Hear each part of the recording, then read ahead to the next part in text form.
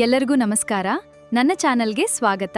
ಇಷ್ಟವಾದ್ರೆ like ಮಾಡಿ ಮತ್ತು subscribe ಮಾಡೋದನ್ನ ಮರಿಬೇಡಿ. ಇಂದಿನ ಸಂಚಿಕೆಯಲ್ಲಿ ಅಜ್ಜಮ್ಮನ ನಾಟಕ ಗೊತ್ತಾಗಿ ಎಲ್ಲರೂ ಅಜ್ಜಮ್ಮನ ಬಿಟ್ಟು ಹೋಗ್ತಾರೆ.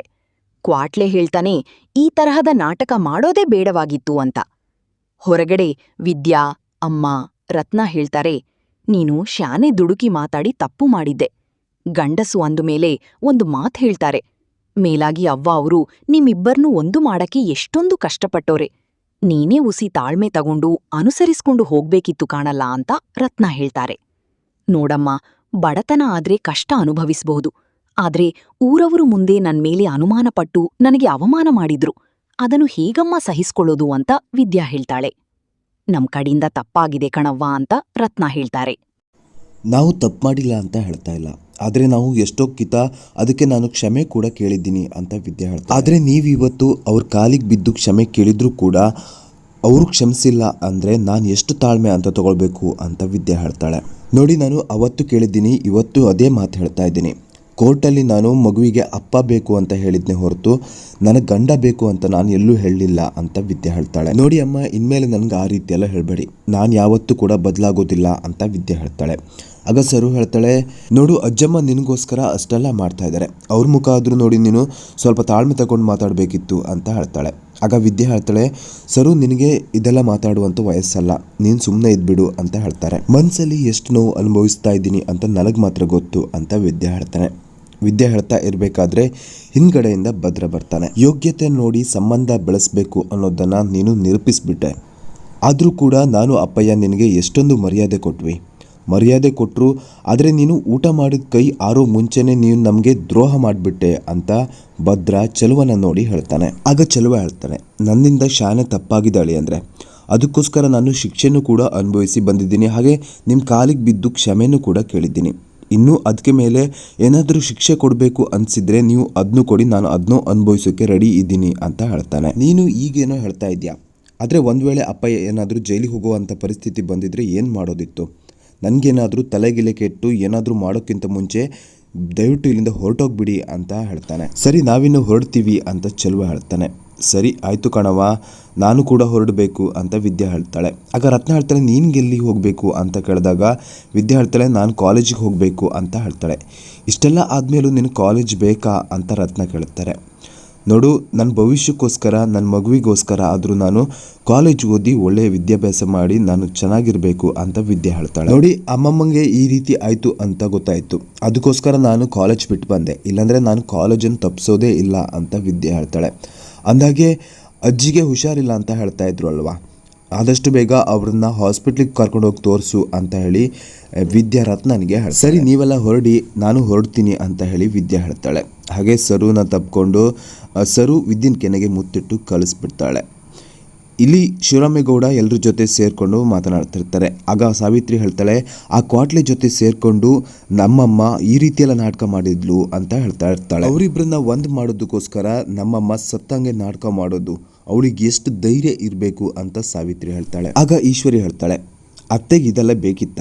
ನಿಮ್ಮ ಘನತೆ ಏನು, ಗೌರವ ಏನು ಎಲ್ಲ ಗೊತ್ತಿದೆ, ಆದರೂ ಕೂಡ ಇದನ್ನೆಲ್ಲ ಮಾಡೋದಕ್ಕೆ ಹೋಗಿ ಏನೆಲ್ಲ ಮಾಡಿಬಿಟ್ರು ನೋಡಿ ಅಂತ ಹೇಳಿ ಈಶ್ವರಿ ಶಿವರಾಮೇಗೌಡನಿಗೆ ಸಿಟ್ಟು ಬರುವಂತೆ ಮಾತನಾಡ್ತಾಳೆ. ಭಾವ, ನಿಮಗೆ ಪಕ್ಷದವ್ರ ಮುಂದೆ ಹಾಗೆ ಊರವ್ರ ಮುಂದೆ ಎಲ್ಲ ಅವಮಾನ ಆಗ್ತಾ ಇದೆ, ಅಂದಾಗೆ ಈ ಮನೆಯ ಹಿರಿ ಸೊಸೆಯಾಗಿ ಅವಳಿಗೆ ಈ ರೀತಿ ಮಾಡಬೇಕು ಅಂತ ಹೇಗನ್ನಿಸ್ತು ಅಂತ ಈಶ್ವರಿ ಹೇಳ್ತಾಳೆ. ಆಗ ವಿನಂತಿ ಸಿಟ್ಟಿನಿಂದ ಮಾತಾಡ್ತಾಳೆ.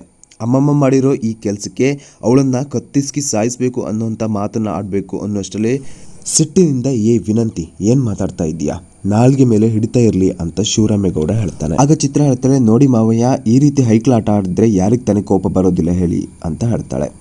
ಆಗ ಶಿವರಾಮೇಗೌಡ ಹೇಳ್ತಾನೆ, ವಯಸ್ಸಾದಂಗೆ ಮಕ್ಕಳ ಥರ ಆಡ್ತಾರಂತೆ, ಆದರೆ ನಾನು ಇವತ್ತೇ ನೋಡಿದ್ದು ಅಂತ ಶಿವರಾಮೇಗೌಡ ಹೇಳ್ತಾನೆ. ನಮ್ಮಮ್ಮ ಇವತ್ತು ಅವ್ರನ್ನ ಹೇಗಾದರೂ ಮಾಡಿ ಒಂದ್ ಮಾಡಬೇಕು ಅನ್ನೋಂಥ ಒಂದು ಮುಗ್ಧತೆನೇ ಕಾಣ್ತಾ ಇತ್ತು, ಅವಳು ತಪ್ಪು ಮಾಡಿದ್ದಾಳೆ ಅಂತ ನನಗೆ ಅನಿಸ್ತಾನೇ ಇಲ್ಲ ಅಂತ ಶಿವರಾಮೇಗೌಡ ಹೇಳ್ತಾನೆ. ಹೆಂಗಾದರೂ ಮಾಡಿ ಮೊಮ್ಮಗನ ಜೀವನ ಸರಿ ಮಾಡಬೇಕು ಅನ್ನುವಂಥ ಉದ್ದೇಶ ಅವಳಲ್ಲಿತ್ತು.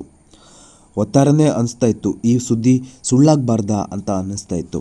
ಅದು ಕೇಳಿ ಈಗ ಖುಷಿ ಆಗ್ತಿದೆ ಅಂತ ಶಿವರಾಮೇಗೌಡ ಹೇಳ್ತಾನೆ. ನೋಡಿ, ನೀವೆಲ್ಲ ಈ ಸುದ್ದಿನ ದೊಡ್ಡದು ಮಾಡೋದು ಬೇಡ, ಇದನ್ನೆಲ್ಲ ಇಲ್ಲಿಗೆ ಬಿಟ್ಬಿಡಿ, ಅಮ್ಮ ಬದುಕಿರೋದೇ ಹೆಚ್ಚು, ಅದು ನನಗೆ ತುಂಬ ಸಂತೋಷ ಕೊಟ್ಟಿದೆ ಅಂತ ಶಿವರಾಮೇಗೌಡ ಹೇಳ್ತಾನೆ. ಆಗ ಈಶ್ವರಿ ಹೇಳ್ತಾಳೆ, ಅತ್ತೆ ಬದುಕಿರೋದೇನೋ ಖುಷಿ, ಆದರೆ ನಿಮ್ಗಾಗಿರೋ ಅವಮಾನ ಅಂತ ಹೇಳ್ತಾಳೆ. ಆಗ ಶಿವರಾಮ ಎದ್ದು ನಿಂತು ಹೇಳ್ತಾನೆ, ನಿಮ್ಗೆಲ್ಲ ನನ್ನಮ್ಮ ಬದುಕಿರೋದಕ್ಕಿಂತ ನಾಟಕನೇ ಹೆಚ್ಚಾಯ್ತಾ ಅಂತ ಕೇಳ್ತಾರೆ. ನೋಡಿ, ನೀವು ಈ ವಿಷಯನ ದೊಡ್ಡದು ಮಾಡೋದು ಬೇಡ, ಇಲ್ಲಿಗೆ ಬಿಟ್ಬಿಡಿ ಅಂತ ಶಿವರಾಮೇಗೌಡ ಹೇಳ್ತಾನೆ. ಆಗ ಮೋಹನ ಹೇಳ್ತಾಳೆ, ಅತ್ತೆ ಸುಮ್ಮನೆ ಏನು ಮಾಡಿದ್ರ, ಅವರಿಬ್ರು ಒಂದಾಗಬೇಕು ಅಂತ ಮಾಡಿದ್ರಲ್ವಾ, ಅವರು ಹುಡುಗಾಟಿಕೆಗೆ ಅಲ್ಲೇ ನೀವು ಬಿಟ್ಬಿಡಿ ಈ ವಿಷಯನ ಅಂತ ಹೇಳ್ತಾರೆ. ಆಗ ಗೋವಿಂದ ಹೇಳ್ತಾನೆ, ನೀವಿಬ್ರು ಇಲ್ಲೇನು ಮಾಡ್ತಾ ಇದ್ದೀರಾ ಅಂತ ಕೇಳ್ತಾನೆ. ನಮ್ಮಮ್ಮ ಸಾವಿನ ಸುದ್ದಿ ಏನೋ ಕೇಳಿ ಒಳಗಡೆ ಬಂದ್ರಿ, ಆದರೆ ಇನ್ನೂ ಇಲ್ಲೇ ಏನು ಮಾಡ್ತಾ ಇದ್ದೀರಾ ಅಂತ ಈಶ್ವರಿ ಹಾಗೂ ಚಿತ್ರನಿಗೆ ಕೇಳ್ತಾನೆ. ಅವನಿಗೆ ಹೀಗಾಗಿದೆ ಅಂತ ಮನೆ ಒಳಗಡೆ ಬಂದ್ರಿ, ಈಗ ನೀವು ಗಂಟು ಮುಟ್ಟೆ ಕಿತ್ಕೊಂಡು ಶೆಡ್ಗೆ ಹೋಗಿ ಅಂತ ಗೋವಿಂದ ಹೇಳ. ವಿನಂತಿ ತನ್ನೊಳಗೆ ನಗ್ತಾ ಇರ್ತಾಳೆ. ಸರಿ ಸರಿ, ನೀವಿನ್ನು ಹೊರಡಿ, ಇಲ್ಲೇ ಜಾಂಡ ಊರೋದೇನು ಬೇಡ ಅಂತ ಗೋವಿಂದ ಹೇಳ್ತಾನೆ. ಅವರೆಲ್ಲ ಹೋದಾದ್ಮೇಲೆ ಸಾವಿತ್ರಿ ವಿನಂತಿ ಹತ್ರ ಹೇಳ್ತಾಳೆ, ನೋಡು ಅಣ್ಣ ಒಳ್ಳೆ ನಿರ್ಧಾರನೇ ತಗೊಂಡ, ಇಲ್ಲಾಂದರೆ ಈಶ್ವರಿ ಈ ಮನೆಗೆ ಬರಬೇಕಿತ್ತು. ಈಗ ನೋಡು, ನಾನೇ ಮಹಾಲಕ್ಷ್ಮಿ ಆಗ್ತಾ ಇದ್ದೀನಿ ಅಂತ ಸಾವಿತ್ರಿ ಹೇಳ್ತಾಳೆ. ಇಲ್ಲಿ ಅಜ್ಜಮ್ಮ ಆಲೋಚನೆ ಮಾಡಿಕೊಂಡು ಕೂತ್ಕೊಂಡಿರ್ತಾರೆ. ಅದೇ ಸಮಯಕ್ಕೆ ಮೋಹನ ಊಟ ತಗೊಂಡು ಬರ್ತಾಳೆ. ಅತ್ತೆ, ನೀವು ಊಟ ಮಾಡಿ, ನಿಮ್ಮ ಆರೋಗ್ಯ ಸರಿ ಇಲ್ಲ ಅಂತ ಹೇಳ್ತಾಳೆ. ಆಗ ಅಜ್ಜಿ ಹೇಳ್ತಾರೆ, ನಾನು ಆರೋಗ್ಯ ಸರಿ ಮಾಡ್ಕೊಂಡು ಏನು ದೇಶ ಆಳ್ಬೇಕಾ ಅಂತ ಕೇಳ್ತಾಳೆ. ನೀವು ಅವರಿಬ್ಬರನ್ನ ಒಂದ್ ಮಾಡಬೇಕು ಅಂದ್ಕೊಂಡಿದ್ದು ತಪ್ಪಲ್ಲ, ಆದರೆ ನೀವು ಆರಿಸ್ಕೊಂಡಂತ ಹಾದಿ ಸರಿಯಾಗಿರಲಿಲ್ಲ ಅಂತ ಮೋಹನ ಹೇಳ್ತಾಳೆ. ಅಂದಾಗೆ ನಿಮಗೆ ಆ ರೀತಿ ಆಯಿತು ಅಂದಾಗ ನನ್ನ ಜೀವನೇ ಹೋದಂಗಾಯ್ತು ಅಂತ ಹೇಳ್ತಾಳೆ. ಅಜ್ಜಮ್ಮನ ಜೊತೆ ಮೋಹನ ಮಾತಾಡ್ತಿರ್ಬೇಕಾದ್ರೆ ಸಾವಿತ್ರಿ ಹಾಗೂ ಈಶ್ವರಿ ಗಮನಿಸ್ತಾ ಇರ್ತಾಳೆ. ಇನ್ನೊಮ್ಮೆ ಆ 3 ಅಡಿ ಬಗ್ಗೆ ಇವಳು ಆ ರೀತಿಯಾಗಿ ಮಾಡಬಾರ್ದು, ಹಾಗೆ ಜಾಡಿಸಿ ಮಾತಾಡಬೇಕು ಬಾ ಅಂತ ಹೇಳಿ ಸಾವಿತ್ರಿ ಈಶ್ವರಿನ ಕರೀತಾಳೆ. ಹಾಗೆ ಈಶ್ವರಿ ಬಂದು ಅತ್ತೆ ಅಂತ ಕರೆದಾಗ ಅಜ್ಜಮ್ಮ ಸಿಟ್ಟಿನಿಂದ ಹೇಳ್ತಾಳೆ, ಬಂದ್ರ ಮನೆ ಹಾಳ್ರಾ ಅಂತ ಸಿಟ್ಟಿನಿಂದ ಅವ್ರ ಎದುರುಗಡೆ ನಡ್ಕೊಂಡು ಹೋಗ್ತಾರೆ. ಆಗ ಸಾವಿತ್ರಿ ಈಶ್ವರಿ ಹಿಂದೆ ಹೋಗಿ ಬಚ್ಚಿಟ್ಕೊಂಡು ಹಿಂದೆ ಹೋಗ್ತಾರೆ. ಚಂಪಾ ಅದನ್ನ ಇಲ್ಲಿ ತತ್ತಾರಲ್ಲ, ಇವ್ರ ಬಾಯಿಂದ ಇನ್ನೊಮ್ಮೆ ಸುಳ್ಳು ಬರಬಾರ್ದು, ಹಂಗೆ ಹೊಡಿತೀನಿ ಇವ್ರಿಗೆ ನಾನು ಅಂತ ಅಜ್ಜಮ್ಮ ಹೇಳ್ತಾರೆ. ಈ ಮನೆ ಹಾಳ್ರನ್ನ ಯಾವುದೇ ಕಾರಣಕ್ಕೂ ನಾನು ಸುಮ್ಮನೆ ಬಿಡೋದಿಲ್ಲ ಅಂತ ಅಜ್ಜಿ ಹೇಳ್ತಾರೆ. ನೀವು ಬನ್ನಿ ನೀವು ಅಂತ ಮೋಹನ ಅಜ್ಜಮ್ಮನ ಕರ್ಕೊಂಡು ಹೋಗಿ ಕೂರಿಸ್ತಾರೆ.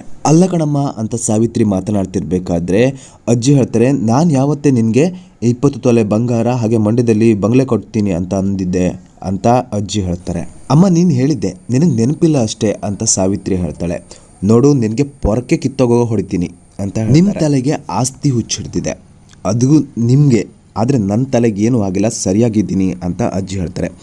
ಅಂದಾಗೆ ನಿನ್ನ ಮಗಳಿಗೆ ಬಂಗಾರ ಕೊಡ್ತೀನಿ ಅಂತ ನಾನು ಯಾವಾಗಲೇ ಹೇಳಿದ್ದೆ ಅಂತ ಈಶ್ವರಿನ ಕೇಳ್ತಾರೆ. ಅದು 20 ತೊಲ ಹೆಚ್ಚಿಗೆ. ಅಜ್ಜಮ್ಮ ಸಾವಿತ್ರಿ ಹಾಗೂ ಈಶ್ವರಿಗೆ ಬಾಯಿಗೆ ಬಂದ ಹಾಗೆ ಬೈತಾರೆ. ಅತ್ತೆ ನೀವು ಸುಮ್ಮನೆ ಇದ್ಬಿಡಿ ಅಂತ ಮೋಹನ ಹೇಳ್ತಾಳೆ. ಆಗ ಅಜ್ಜಿ ಮತ್ತೆ ಸಿಟ್ಟು ಮಾಡಿಕೊಂಡು, ಈ ಸಮಯ ಸಾಧಕರನ್ನ ಸುಮ್ಮನೆ ಬಿಡಬಾರ್ದು ಅಂತ ಹೇಳಿ, ನಾನು ಸುತ್ತೋಗಿದ್ರು ನನ್ನ ಆಸ್ತಿ ಪೂರ ನೀವು ತಗೊಂಡಿದ್ರು ಕೂಡ ದೆವ್ವ ಆಗಿ ನಿಮ್ಮನ್ನು ಮೆಡ್ಕೋತಿದ್ದೆ ಅಂತ ಅಜ್ಜಿ ಹೇಳ್ತಾರೆ. ಅಮ್ಮ ಅದು ತಪ್ಪಾಯಿತು ಅಂತ ಸಾವಿತ್ರಿ ಹೇಳ್ತಿರ್ಬೇಕಾದ್ರೆ, ನೀನು ತಪ್ಪು ಮಾಡಿದ್ದೇ ಹೌದು, ಆದರೆ ನೀನು ಸಗಣಿ ತಿಂತೀಯಾ ಅಂತ ಅಜ್ಜಿ ಹೇಳ್ತಾರೆ. ನೀವಿಬ್ರು ನನ್ನ ಮುಂದೆ ನಿಲ್ಬೇಡಿ, ಹೊರಟೋಗಿ ಅಂತ ಅಜ್ಜಿ ಕೂಗಾಡ್ತಾರೆ. ಆಗ ಸಾವಿತ್ರಿ ಮತ್ತು ಈಶ್ವರಿ ಅಲ್ಲಿಂದ ಹೊರಟೋಗ್ತಾರೆ. ಆಗ ಮೋಹನ ಊಟದ ತಟ್ಟೆನ ಅಜ್ಜಿಗೆ ಕೊಟ್ಟು, ಅತ್ತೆ ಊಟ ಮಾಡಿ ಅಂತ ಹೇಳ್ತಾಳೆ. ಆಗ ಅಜ್ಜಮ್ಮ ಹೇಳ್ತಾರೆ, ನನಗಿದೆಲ್ಲ ಬೇಕಾಗಿಲ್ಲ ಕಣೆ, ತಗೊಂಡೋಗು ಅಂತ ಹೇಳ್ತಾರೆ. ಅಮ್ಮಮ್ಮ ನೀವು ಸಣ್ಣ ಮಂಗಿದಾಗೆ ಮಾಡ್ತೀರಿ ಹಾಗಂತ ಚಂಪಾ ಹೇಳ್ತಾಳೆ. ಹಾಗೆ ಚಂಪಾ ಅಜ್ಜಿಗೆ ಊಟ ಮಾಡಿಸ್ತಾರೆ. ನಾವು ಸಣ್ಣ ಮಗಿನ ಹಾಗೆ ಊಟ ಮಾಡಿಸಿ ನಿಮಗೆ ಮಾತ್ರ ಹಾಕಿಸ್ಬೇಕು ತಾನೆ ಅಂತ ಹೇಳ್ತಾಳೆ. ಇಲ್ಲಿ ಹೊರಗಡೆ ಶಿವರಾಮೇಗೌಡ ಆಲೋಚನೆ ಮಾಡಿಕೊಂಡು ಸುಮ್ಮನೆ ಕೂತ್ಕೊಂಡಿರ್ತಾನೆ. ಅದೇ ಸಮಯಕ್ಕೆ ಭದ್ರ ಬರ್ತಾನೆ. ಭದ್ರ ಬಂದು ಹೇಳ್ತಾನೆ, ಅಪ್ಪ ನಿನ್ನ ಹತ್ರ ಒಂದು ಮಾತಾಡಬೇಕು ಅಂತ ಹೇಳ್ತಾನೆ. ಅದೇನದ್ದು ಹೇಳು ಅಂತ ಶಿವರಾಮೇಗೌಡ ಹೇಳಿದಾಗ, ಅಜ್ಜಮ್ಮ ಒಳಗಡೆ ಹೋಗಿ ರೂಮಲ್ಲಿ ಬಾಗಿಲು ಹಾಕ್ಕೊಂಡು ಕೂತ್ಕೊಂಡ್ಬಿಟ್ಟಿದ್ದಾರೆ, ಯಾವುದೇ ಕಾರಣಕ್ಕೂ ಅವರು ಹೊರಗಡೆ ಬರ್ತಾ ಇಲ್ಲ ಅಂತ ಭದ್ರ ಹೇಳ್ತಾನೆ. ಅಂದಾಗೆ ಎಲ್ಲರೂ ಕೂಡ ತಪ್ಪು ಮಾಡ್ತಾರೆ, ಅವರು ಕೂಡ ತಪ್ಪು ಮಾಡಿದ್ರು ಹೌದು, ಆದರೆ ಅವರನ್ನು ಕ್ಷಮಿಸ್ಬೋದಲ್ಲ ಅಂತ ಭದ್ರ ಹೇಳ್ತಾನೆ. ಆ ವಿಚಾರನ ಬಿಟ್ಬಿಡು ಮಗ ಅಂತ ಶಿವರಾಮೇಗೌಡ ಹೇಳ್ತಾನೆ. ಎಲ್ಲರೂ ಕೂಡ ಆ ತಪ್ಪನ್ನು ಮರ್ತಿದ್ದಾರೆ, ಆದರೆ ಅಮ್ಮಮ್ಮ ಮಾತ್ರ ತಾನು ತಪ್ಪು ಮಾಡಿದ್ದೀನಿ ಅನ್ನೋ ಕೊರಗಲ್ಲೇ ಇದ್ದಾರೆ ಅಂತ ಭದ್ರ ಹೇಳ್ತಾನೆ. ಅಂದಾಗೆ ಅವ್ರ ಹತ್ರ ಯಾರು ಕೂಡ ಮಾತನಾಡ್ತಾ ಇಲ್ಲ ಅಂತ ಹೇಳ್ತಾನೆ. ಅಪ್ಪಯ್ಯ ತಪ್ಪು ಮಾಡ್ತಾರೆ ಎಲ್ಲರೂ ಕೂಡ, ಆದರೆ ಅವ್ರನ್ನ ಕ್ಷಮಿಸ್ಬಿಡೋಣ ಅಂತ ಹೇಳ್ತಾನೆ. ಆಗ ಶಿವರಾಮೇಗೌಡ ಹೇಳ್ತಾನೆ, ನೋಡು ನೀನು ಜನಕ್ಕೆ ಯಾಕೆ ಇಷ್ಟ ಆಗ್ತೀಯಾ ಅಂದರೆ ನೋಡೋದಕ್ಕೆ ಹೊರಟಾಗಿದ್ಯಾ, ಆದರೆ ನೀನು ಸ್ವಭಾವ ಮತ್ತು ಬೆಣ್ಣೆ ಥರ ಮೃದು ಅಂತ ಹೇಳ್ತಾನೆ, ಅದಕ್ಕೆ ನೀನು ಜನಕ್ಕೆ ಇಷ್ಟ ಆಗಿದೆಯಾ. ಹಾಗೆ ಶಿವರಾಮೇಗೌಡ ಹಾಗೂ ಭದ್ರ ಅಜ್ಜಮ್ಮನ ಹೋಗಿ ಮಾತನಾಡಿಸೋದಕ್ಕಂತ ಹೋಗ್ತಾರೆ.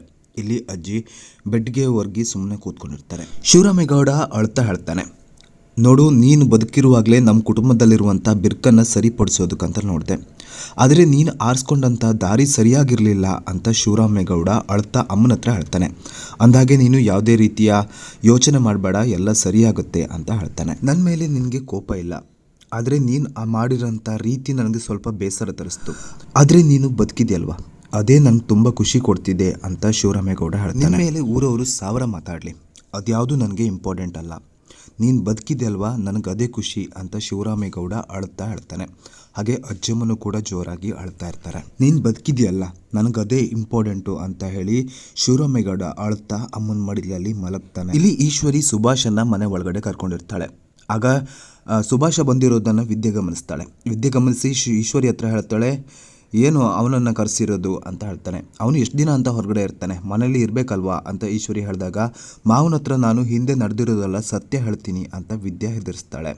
ಹಾಗೆ ನೀನೇ ನನಗೆ ಹೆದರಿಸ್ತಾ ಇದೆಯಾ ಅಂತ ಕೇಳಿದಾಗ, ಇಲ್ಲ ಎಚ್ಚರಿಸ್ತಾ ಇದ್ದೀನಿ ಅನ್ನುವಂಥ ಮಾತನ್ನು ವಿದ್ಯೆ ಹೇಳ್ತಾಳೆ. ಅಲ್ಲಿಗೆ ಈ ಒಂದು ಎಪಿಸೋಡ್ ಎಂಡ್ ಆಗುತ್ತೆ. ವೀಕ್ಷಕರ ವಿಡಿಯೋ ಇಷ್ಟವಾದ ಲೈಕ್ ಮಾಡಿ, ಚಾನಲ್ ದಯವಿಟ್ಟು ಸಬ್ಸ್ಕ್ರೈಬ್ ಮಾಡ್ಕೊಂಡು ನಮಗೆ ಸಪೋರ್ಟ್ ಮಾಡಿ. Thank you.